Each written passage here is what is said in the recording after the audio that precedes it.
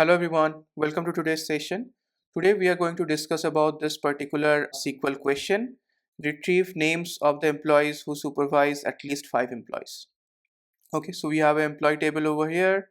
It has 3 columns. First we have the employee ID, then the name of the employee, and the last column is the manager ID of this particular employee.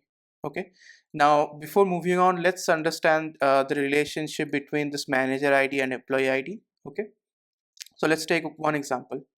I'll copy the first row over here. So for John, the employee ID is 31392, right? And his manager ID is 75285, right? So what we will do is first we will find out the name of his manager. Okay, so all we need to do is just put this manager ID in the filter in this employee ID column. Okay, so I'll just put it over here. Okay, so John's manager is James, right?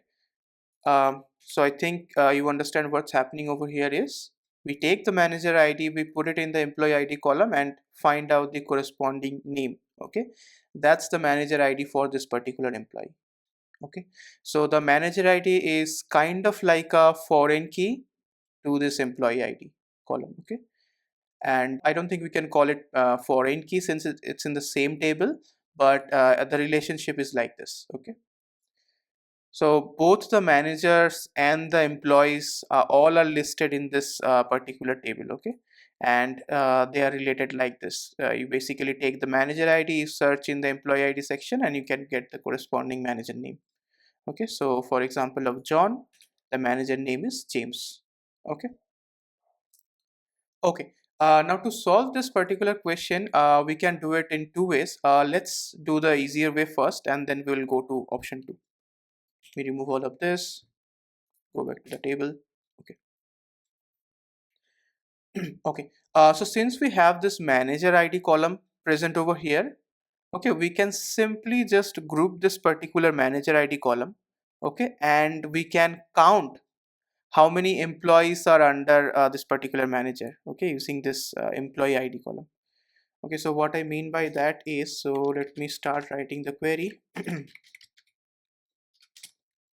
Employee, so we'll group by using the manager ID column. Okay, we have to put it over here. Okay, now we can just count how many employee IDs are linked to this particular manager ID. Okay, now I don't know if this employee ID is the primary key of this table or not. I'll just put a distinct clause over here just to be on the safe side. Okay, so if we execute this query, this will give us the manager ID, basically all the managers IDs that are present over here, okay, in the third column. So it will basically get a distinct and put it in the first column over here. Okay, so these are all the manager IDs. Okay, and their corresponding employee ID count. Okay, so this particular manager 18761, he or she has 2 employees under his or her supervision, right? Now similarly for this one, okay, this particular one's 29031, he or she has 6 employees under his supervision, right? So that's it. Okay, so that's all we need, right? We have the count over here. Now we just need to filter out who has at least 5. Okay, at least 5 basically means greater than or equal to 5, right? Now this count is a aggregated column, right? We are calculating it like this. So since we need to apply the filter on this aggregated column, we have to do it in the having clause. Okay, we cannot do inside where clause. Okay, if you want to know more about group by, having, and where, how to use that, okay, so you can check out the video in the description. So I have explained there when we should use the where clause and when we should use the having clause. Okay, so over here we are using the aggregated function, so we'll use having count greater than equal to 5. Okay, now if we execute this, that's it. So we have 4 manager IDs who are managing at least 5 people, right? Okay, but the question says we need to retrieve the names, right? We have the manager IDs, but we need the names. Okay, so I'll just remove this count for now. I have the manager IDs. Now I need to find out the name. Okay, so what we can do is we can simply use the subquery. Okay, so I'll just put it over here, and we can put a where condition over here. We'll use employee ID in clause. Okay, so in clause is like you can put multiple values over here like this. Okay, so you can put 290 this, 90 this, and all the other values. Okay, and if you execute this, this will give you all the details. Okay, but this is manual approach, we are not doing this. So what we will do is we will put this entire query inside the parentheses. Okay, so this will be our subquery now. From here to here, this will be our subquery. Okay, and this is the parent query. Okay, now if we execute this, we will get all the details for the managers who has at least 5 employees, right? So we just need the names. We'll just mention over here the name of the employee. Okay, that's it. Now we have the names of the managers who supervise at least 5 employees. Okay, so this is a easier way. Please let me know if you have any questions or concerns about this one. You can write it in the comment section. I'll be happy to answer your questions. Okay, now let's move on to the next option. Okay, since we have the employee ID and the manager ID in the same table, we can use self join. Okay, so to do that, first we will write the same query over here. Okay, we have to provide a alias whenever we are doing a self join. We have to provide alias because we are joining the same table. Okay, so we will join the employee table with the employee table. That's why we have to provide a unique alias for both of this. Okay, so first I'll put the alias m. Okay, so you can consider m for manager. Okay, or we can also write manager if you want. Okay, so this is the manager. Now we have renamed this employee column to this manager column. Okay, just temporarily, it's just a alias. Okay, and we'll do a inner join with the same table. Okay, so whenever we are joining with the same table, it's called self join. Now I'll put e. Okay, e for employee.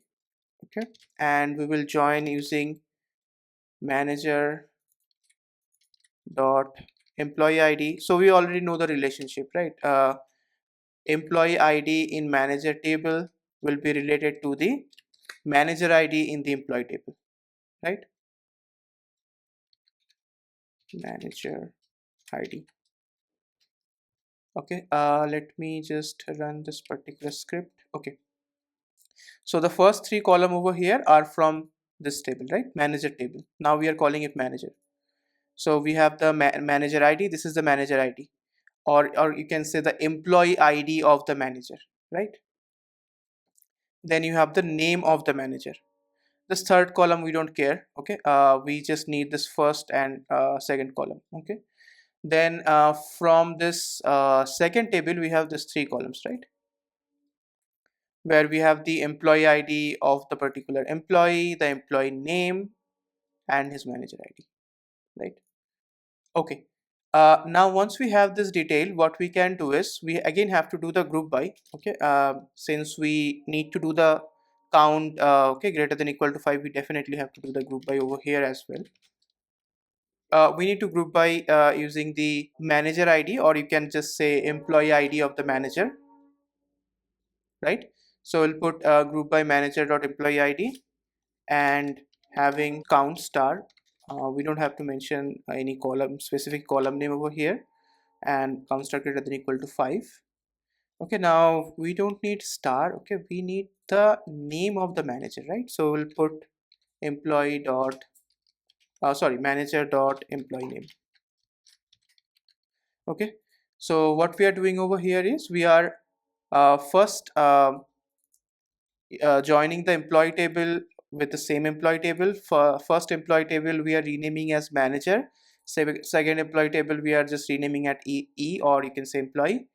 then we are taking the manager ID, joining with the manager ID column of the employee table, then group by using the manager ID and count greater than 5, right? So if we execute this query, we have the same detail. Okay, all the 4 manager names we have over here, right? So as you can see, this query, we don't have any sub query over here. Okay, so if I go back to the previous example, we have a in clause which can sometimes cause performance issues. So let's say you have huge number of manager IDs who are managing more than 5 people. So in that case, this particular query might cause some issues. Okay, in that case, we can do a self join. Okay, it's a single query, and it should be more performant. Okay, let me know if you have any questions about this second example. I know this is a little bit different. Self joins are always a little complicated to understand. Okay, so let me know if you need a further explanation on this. That's all I have for today. Thank you.